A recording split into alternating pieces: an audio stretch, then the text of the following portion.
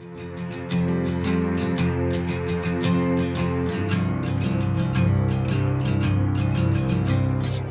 I'm Jennifer. I'm Christopher. And this is our story. We met back in January of 2009, and since we have been through a world of changes and tribulations in our relationship, and we are just so excited to come to this point in our life where we get to spend the rest of our lives together and enjoy all the good times. We met on MySpace, and from there we talked for about 5 days straight, non-stop, and we had set up a date on a Saturday night to meet each other for the first time.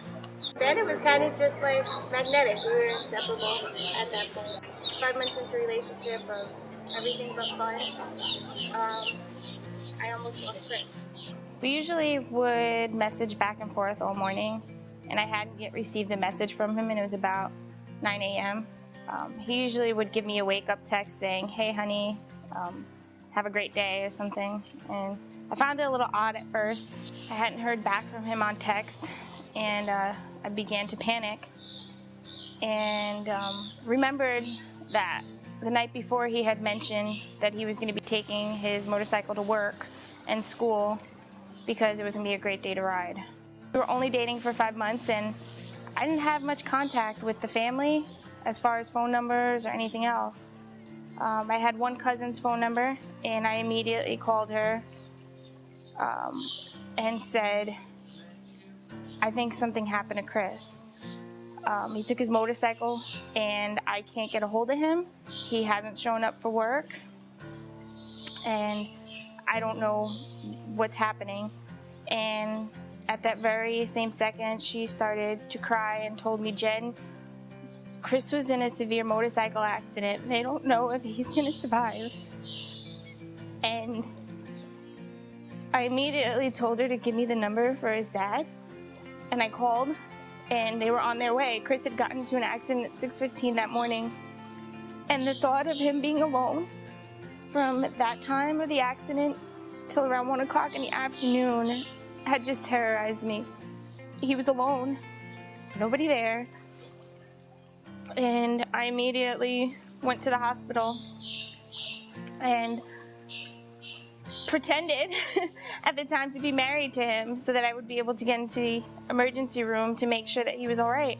In those 5 months that we were dating and we were inseparable had really just created a moment where I knew I couldn't leave his side. I could not leave him alone, not for 1 minute.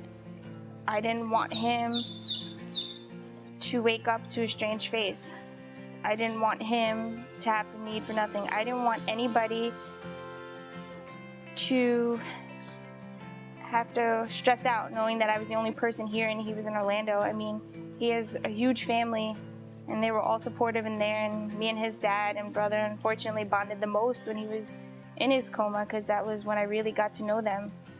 And I was there twice a day. I'd sometimes go before work, I'd take a long lunch at work, and I'd drive back to the hospital, and then I'd go after work around 5 o'clock, and I would stay there till about midnight. And a lot of times he was just unresponsive, and I would just sit there, and I would have long conversations with God, and I would say, "Please, keep him here. I've never loved somebody as much as I loved him." And I just knew at that point that if he was to stay here, that was the man I wanted to spend the rest of my life with. I knew that even if he didn't pull out of it, I still wanted to be in his life in some way. And the prognosis wasn't good at first. The neurologists were like, "You're lucky if you have 2 days. And you're lucky if he keeps his leg." And, he suffered brain shearing and numerous medical terms I didn't even understand, that I would have to look up on the internet just to even comprehend. And, through all of that, I still felt in my heart that there was space and time for a miracle. And I really held on to that. And in holding on to that, I really believe that him being here is my miracle. He's my reason for living. He gives me inspiration where I sometimes don't even find that I have it. He gives me my playful side, my happiness, you know. Chris having the motorcycle accident was the worst potential thing that could have ever happened in my life. Within 5 years previous, I had lost my brother-in-law to a motorcycle crash, and I had lost my cousin to a motorcycle crash. So when I heard those words, I really didn't think there was faith at first in seeing him survive. But the fact that he can walk, he can talk, and he may have lost his memory for a short time, but I had faith that he would get that back. And I just worked through those 9 weeks of talking to him, even though I felt like he didn't hear anything, or at moments maybe I thought he didn't hear anything. I just waited for the signs. I would tell him, you know, jokingly, hey, don't you think it's enough time here you've been sleeping? You know, calling him Sleeping Beauty. And I would tell him what's going on. You know, he's expecting his first nephew in the family, and we were fearing he wasn't even going to be able to see that ever. And, you know, so I would open up his eyelids and tell him, hey, you look at me, it's this pretty chick right here. And, you know, just kind of make light of it. And, you know, I would play music. And at the time, there's a couple songs that just really reminded me of our time. So I would continually play those, hoping that at some moment, something would trigger. You know, you kind of feel like it's what you see in movies, and they wake up and everything's gonna be fine. It's not. It's nothing like that. When I woke up, I didn't know who anybody was. I looked at my father and I was like, who are you? I looked at everybody and I was like, who are you? Where am I? I thought I was down in Naples, because that's where I was from. And they were saying, no, you're in Orlando. And I was like, why am I in Orlando? Since the day that he has woken up, it's been really long. You know, the road to recovery is years. It's not overnight. It's building blocks.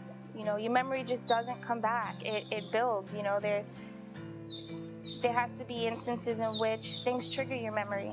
And you know, I'm very blessed and thankful to everybody who's helped us through it. And I thank God most of all for bringing us through that tough time and helping Chris to recapture some of those memories of our first date, of us going out and doing some of the funner things in life, us having competitive moments over air hockey. It was killing me, knowing that I couldn't remember what was going on, who she was, how long we've been together, everything. And it just took me just sitting there reliving everything day in, day out to understand that, wow, this is a girl. And I don't know, just thinking of that still destroys me, because she was there every single day of the accident, and me to wake up going, do I know you? What happened? Where am I?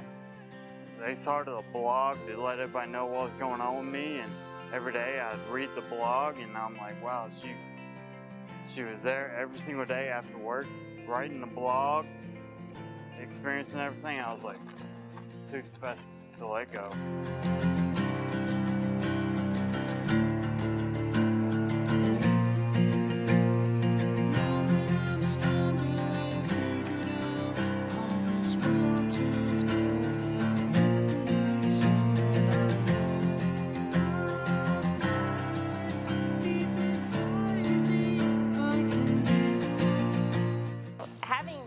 Social media the way that we do, we were even able to remember some of those memories, because we would tease each other in email or send each other messages on Facebook or MySpace and whatnot, and text messages that I would just constantly go through back. And when he did wake up, I would open up my phone and show him, you know, I know you may not remember, but this is who I am. You know, this is the way we were. This is what I loved about you. The day I knew that I wanted to marry Jennifer was I woke up in my own apartment, going back to work and everything, and just putting everything back together, and I was like, no, this struggle for me, I couldn't imagine what it was like when she just sat there and had to watch. And the fact she was there for everything, supported my family through everything, it just proved to me, you know, this is a woman for me. This is a woman who will go to the ends of the earth for me, and it feels bad. I can't really prove myself to her And I thank God she didn't have to go through any situation like that. But every day, I'm just thankful that she's in my life. I just want to give her a dream wedding, and Mission Inn seems to be the place she loves, and I like it, so I'm doing what I gotta do to make sure it all happens for her, because she deserves that, everything I put her through. It's been trying times, but I like to always think that God gave us our biggest challenge first. We started off backwards. We did Death Do You Part first, and now the rest of our lives are just meant to spend in happiness and love and enjoying all the finer times of life. So we're really excited. We started planning our wedding, and Chris and I both decided on having a flamenco Spanish-inspired wedding. Because with me being country and her being Latin, this kind of fit it all together. Perfect. So we actually looked at the wedding magazines, came across the Orlando Wedding Magazine and saw that they were hosting a free dream wedding with the Mission Inn. And we went over by the Mission Inn and kind of looked around and fell in love completely. It was everything we wanted and dreamed of. We loved the tiles, we loved the fountains, we loved the architecture, just everything. It would be a beautiful spot for our wedding, and can't wait to look around and enjoy our wedding there on that special day. Now you understand why we're doing this, and like I've always believed ever since I woke up, she deserves the most amazing wedding that can humanly possibly be. And I know with me, I can never give her enough, but with this contest, I just wanted to pull out all stops and just go for it all the way. She's just amazing, and I love her to death, and I hope y'all understand how special she is to me. Same here, baby. Love you. Love you.